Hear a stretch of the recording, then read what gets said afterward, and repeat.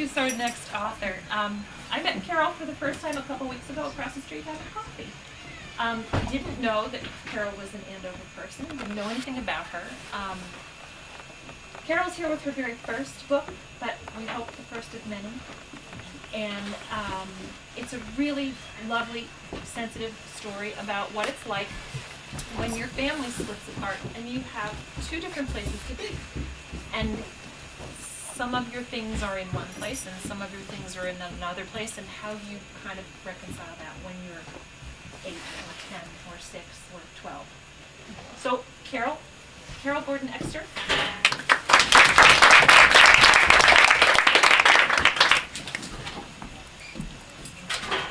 Hello. First I want to say why I love independent bookstores.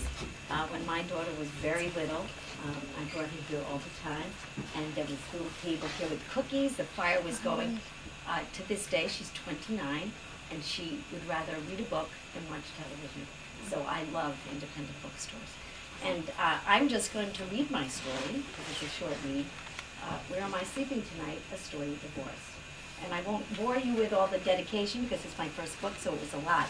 But I will read you the last one.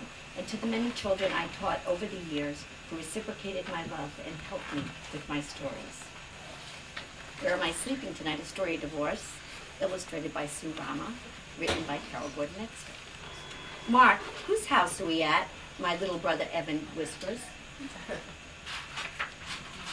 My eyes aren't open, but I'm awake. I smell coffee and hear Maddie in the morning's radio show coming from down the hall. We're at Dad's, I answer. Mom and Dad got divorced 3 years ago. It can be tricky living in 2 houses.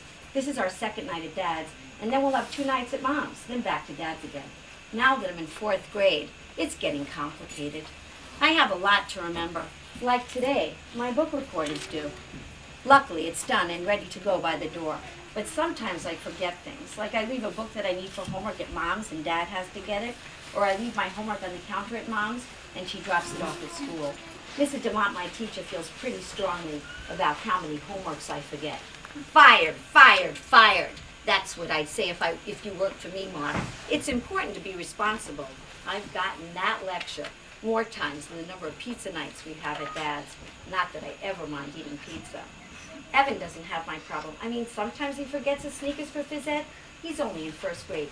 And how much homework does a 1st grader get anyway? Evan and I are dressed, our teeth brushed, and we're ready to head out. Our lunches and book bags wait for us at the door.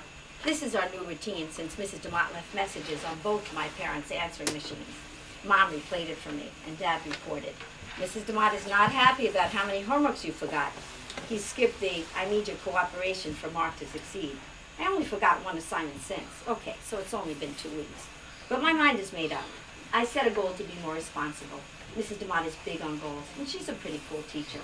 Dad has his coffee breath kiss ready for us. And we're at Dad's, it's always a breakfast at school day, so we just head right out to the bus stop.